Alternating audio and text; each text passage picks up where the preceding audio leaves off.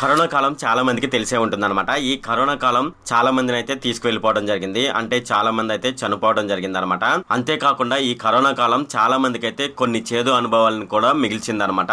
అయితే కరోనా వెళ్ళిపోయిన తర్వాత కూడా కరోనా గురించి నేను ఎందుకు చెప్తున్నానంటే, మనకు కరోనా కాలంలో మనం చూసుకున్నట్లయితే మనం టీకాలు అయితే వేసుకోవడం జరిగిందనమాట.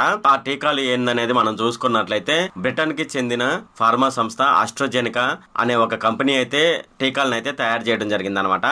అట్లాగే ఇది ఏం చేసిందంటే భారత్లో కోవిషీల్డ్ అనే పేరుతో టీకాలను అయితే విడుదల చేసి ఇక్కడ మన భారతదేశ ప్రజలకైతే ఇవ్వడం జరిగిందనమాట. అయితే ఆ కాలంలో చాలా మంది కరోనా టీకాలపై చాలా మందికి అయితే అనుమానాలు అయితే ఉన్నాయి అనమాట. అయితే కొంతమంది ప్రాణాలు దక్కించుకోవాలని ఆరాటంతో ప్రజలు టీకాలు అయితే వేయించుకోవడం జరిగిందనమాట.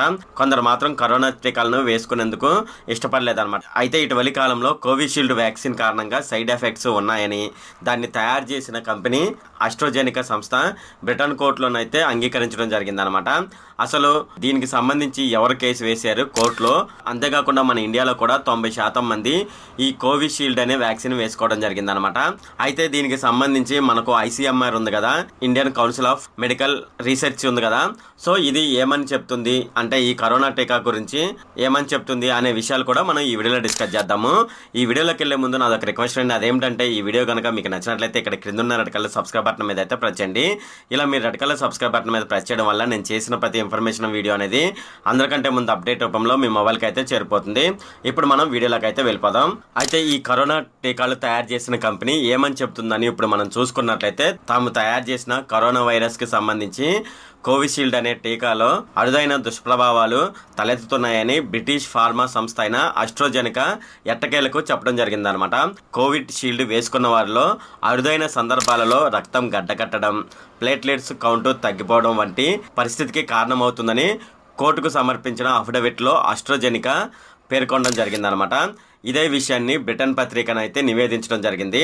COVID-19 మహమ్మారి సమయంలో ఆస్ట్రాజెనికా, ఆక్స్ఫర్డ్ యూనివర్సిటీ సంయుక్తంగా అభివృద్ధి చేసిన కోవిషీల్డ్ ను పూణేలోని సిరమ్ ఇన్స్టిట్యూట్ ఆఫ్ ఇండియా ఉత్పత్తి చేయడం జరిగిందనమాట. ఈ టీకాను మన ఇండియాలో విస్తృతంగా వినియోగించడం జరిగిందనమాట.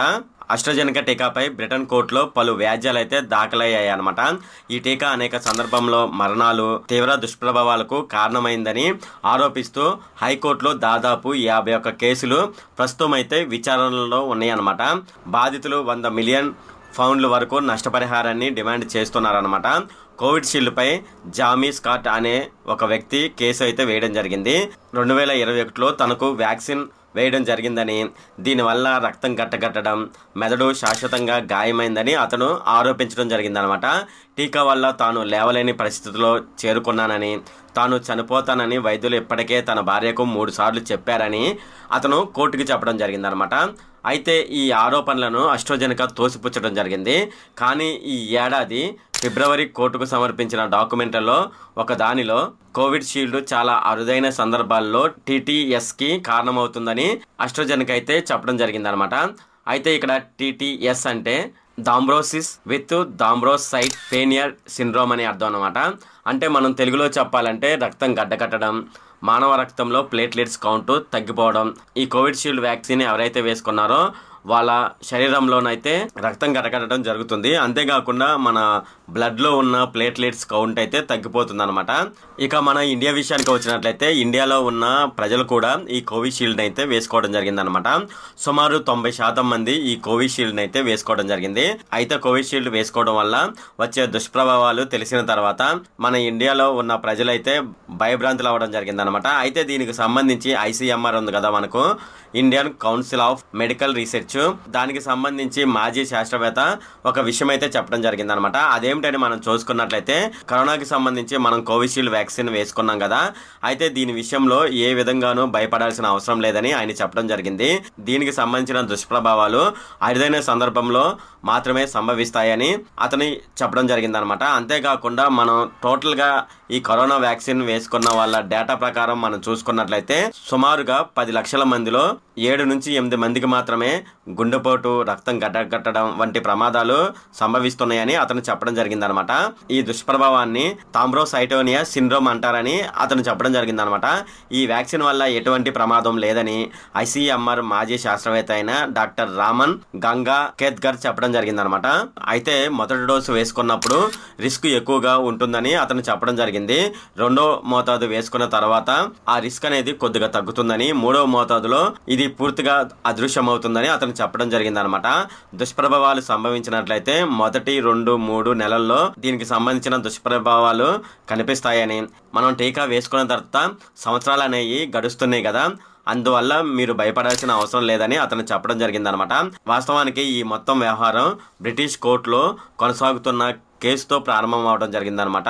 ఇక్కడ కొంతమంది మరణించిన వారి బంధువులు వ్యాక్సిన్ తీసుకున్న తర్వాతే మరణించారని పేర్కొనడం జరిగిందనమాట. అయితే ఈ కేసుకు సంబంధించి వ్యాక్సిన్ ఉత్పత్తి చేస్తున్న ఆస్ట్రాజెనికా అరుదైన సందర్భాల్లో రక్తం గట్టగట్టే సమస్య ఉందని కోర్టులో అంగీకరించడం జరిగిందనమాట. ఈ కోవిషీల్డ్ ని అందరూ ఎందుకు వేసుకోవడం జరిగిందంటే, కరోనా కాలం చూసుకున్నట్లయితే అందరూ భయాందోళనలో ఉండడం జరిగిందనమాట. అయితే కొన్ని ప్రాంతాల వారైతే ఇంట్లో నుంచి బయటకు రాకుండా అలాగే ఇంట్లో ఉండిపోవడం జరిగింది. అలా ఇంట్లో ఉండిపోవడం వల్ల చాలా మంది ఇంట్లో గడవక, అలాగే తినడానికి తిండి లేక కొంతమంది ఆ విధంగానైతే చనిపోవడం జరిగిందనమాట. మరి కొంతమంది చూసుకున్నట్లయితే వాళ్ళు పని చేసుకోవడానికి ఒక ప్రాంతం నుంచి మరో ప్రాంతానికి వలస వెళ్ళడం జరిగిందనమాట. అయితే కోవిడ్ కారణంగా వీళ్ళు వాళ్ళ ప్రాంతానికి వెళ్ళడానికి ఎటువంటి ట్రాన్స్పోర్ట్ అనేది లేకుండా ఉండడంతో వలస వచ్చిన ప్రాంతం నుంచి వాళ్ళ సొంత ఊళ్ళకైతే వెళ్ళిపోవడం జరిగిందనమాట.